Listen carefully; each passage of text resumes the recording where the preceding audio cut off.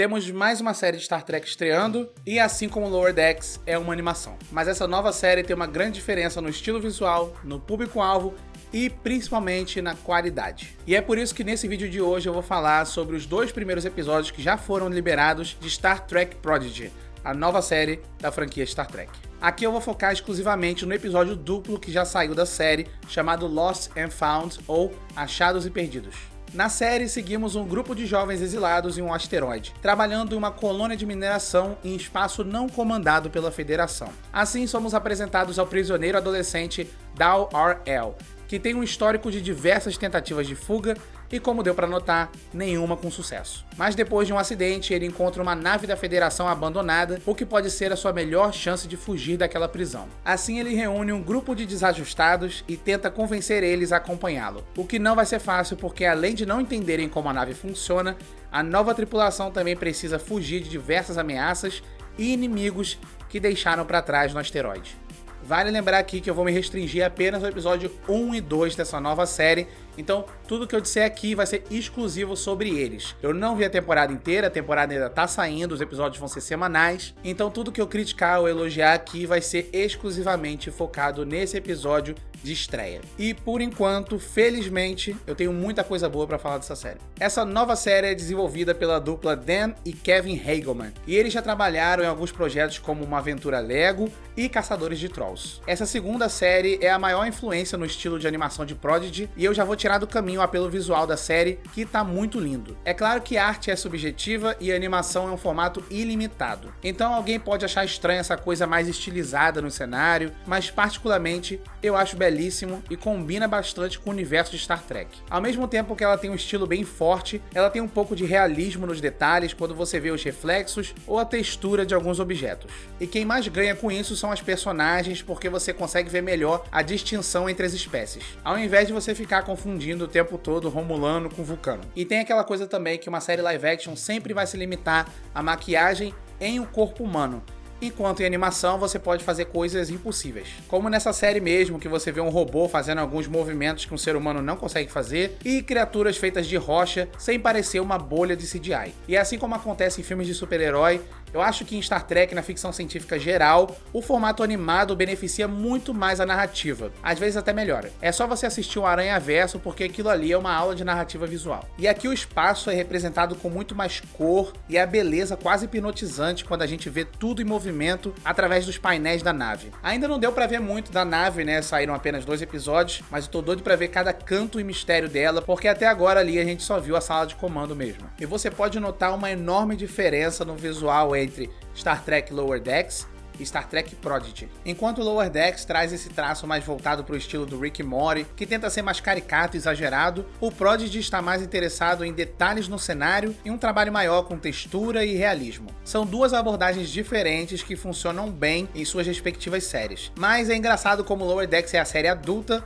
mas Prodigy parece ter um estilo bem mais sofisticado de animação. Lembrando que quando eu falo sofisticado, eu não quero dizer melhor, mas no sentido de mais detalhado. E eu já sei que muita gente vai comparar o Prodigy com a série do Star Wars, o Clone Wars. Principalmente no tom que usa aquele contraste do otimismo de alguns personagens com o núcleo mais sombrio dos antagonistas. E isso até é uma comparação válida, parece que os criadores se inspiraram um pouco no Clone Wars, ali no visual, um pouco nas cores, mas no geral esse ainda é o universo de Star Trek, com as naves, a tecnologia, as línguas e tudo mais. Sem contar que Star Wars se inspirou em Star Trek, então eu acho que não tem muito problema eles pegarem uma coisa emprestada outra. Uma outra diferença entre o Prodigy e o Lower Decks é o humor. O Lower Decks mira muito mais no público adulto com seu humor ácido, já o Prodigy tem um tom mais direcionado para a família inteira, mas não é exclusivamente infantil como algumas pessoas estavam imaginando. Então até agora eu acho que essa série é uma boa porta de entrada para quem não conhece nada de Star Trek e tá com muita vontade de conhecer. Ela até tem umas referências aqui e ali, principalmente do Star Trek Voyager, e essas referências podem passar batido pelo espectador que não conhece a franquia, mas eu acho que nenhuma delas realmente confunde o espectador. Um outro elemento que é uma referência que algumas pessoas podem não entender de começo, mas claramente vai ser desenvolvido ao longo da série, é o holograma da Capitã Janeway, que aparece bem no finalzinho do episódio. E uma coisa que agradou muito os fãs é que a Kate Mulgrew voltou para interpretar o papel dublando a personagem. Eu acho que no futuro a série vai contextualizar melhor o espectador que não assistiu Star Trek Voyager, então por enquanto não é uma coisa que incomoda, não é um negativo. Ainda mais porque depois eles também vão trazer personagens como Chakotay, que vai ser dublado pelo próprio Robert Beltran, e eu vi a lista de atores que estão para aparecer e vai ter o David Diggs e o Jason Alexander, e eu adoro os dois. I must be out, or I'd pick up the phone. Where could I be? Isso é uma coisa boa porque deixa evidente como a série vai ser canônica da linha temporal padrão da série. E se você não estiver entendendo essa coisa de linha temporal, eu expliquei melhor em um outro vídeo, eu vou deixar o link aí em algum lugar. É um pouco bizarro, um pouco confuso, mas tudo bem. Uma outra coisa que eu gostei muito, que é uma grande diferença entre as franquias Star Trek e Star Wars, é que o núcleo aqui não vai focar completamente no Kirk e no Spock. Eles nem são mencionados, eu acho que nem vão ser. E isso é o completo oposto do que acontece em Star Wars, que na maioria das vezes só foca ali na família Skywalker. E, gente, deixa morrer essa família, pelo amor de Deus. Isso foi uma boa decisão porque não limita demais a série e não prende demais a nostalgia. Sem contar que ela abre espaço para desenvolver novos personagens e universos. Ainda é meio cedo para falar das personagens, mas com exceção de Gal e da Gwen, todos tiveram apenas características mais superficiais, sem grande desenvolvimento. Esse é apenas o primeiro episódio, então isso já é esperado. Mas em questão de personalidade, eu gostei de todos. A relação entre o Dal e a Gwen, interpretados pelo Brett Gray e a Ella Purnell, promete ser bem mais explorada e a dinâmica entre eles está boa, é uma coisa meio briga por liderança e interesse amoroso. A gente também tem o Angus Imrie fazendo Zero, que possui habilidades ainda misteriosas, mas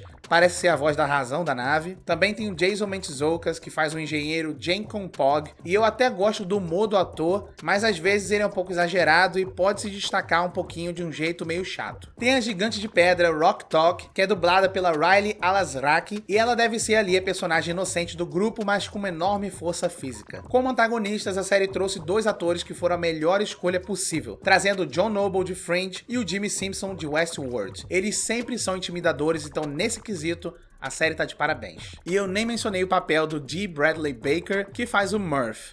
Olha pra essa coisa fofa. É impossível não se apaixonar. Eu ainda não falei da música, mas uma coisa bem interessante desse episódio é que a abertura só apareceu no final. Meio que um jeito da série dizer que aquilo ali é o começo das aventuras deles de verdade. E aqui a música volta para aquele tom mais épico das séries clássicas, que é ao contrário do que tem acontecido recentemente com Discovery e Picard, que tem seguido uma linha muito mais minimalista. E essa trilha sonora reforça bastante o visual. O episódio tem um ótimo trabalho de som. E nesses dois episódios também deu para ver como vai ser o humor da série, que é muito mais inocente e otimista. Eu acho que é uma coisa que os fãs de Star Trek vão gostar, porque eles vivem perturbando, dizendo que querem uma série muito mais otimista de Star Trek. Então eu acho que agora ninguém vai reclamar, né? Em questão de enredo, a série é bem simples e direto ao ponto, porque ela precisa já estabelecer a equipe principal, os riscos, antagonistas e o universo. Então eu acho que fizeram um trabalho decente nisso. Nada de incrível na narrativa, mas o roteiro tem algumas sacadas legais, como realmente mostrar a importância da linguagem em séries de ficção científica. Isso dá muito mais diversidade para os personagens e para aquele mundo. Um conceito que me chamou a atenção aqui foi que na colônia do asteroide, os captores baniram tradutores universais. Assim os prisioneiros não podem conversar. Essa pode ser uma informação pequena, mas é uma daquelas coisas que mostra a atenção dos roteiristas a detalhe e a construção daquele universo. Star Trek Prodigy já levanta alguns mistérios, estabelece bem os seus personagens e o mundo. Então eu tô bem ansioso pra saber como essa série vai se aprofundar nesses aspectos e, sinceramente, essa foi uma das melhores estreias de uma série Star Trek em um bom tempo e, se continuar assim, felizmente pode ser talvez uma das melhores séries da franquia. Excelente trabalho. Star Trek Prodigy vai lançar um episódio toda semana e no Brasil já foi confirmado que vai passar no streaming do Paramount Plus. Até o momento da gravação não tem data de lançamento. Deixa aí nos comentários o que você achou sobre esses dois primeiros episódios de Star Trek Prodigy e se você tem interesse em assistir críticas semanais por aqui ou se vocês querem mesmo esperar o final da temporada. É isso, essa é uma boa dica, eu acho que foi o vídeo de primeiras impressões mais otimista que teve por aqui, então tomara que eles não estraguem. Até a próxima, tchau!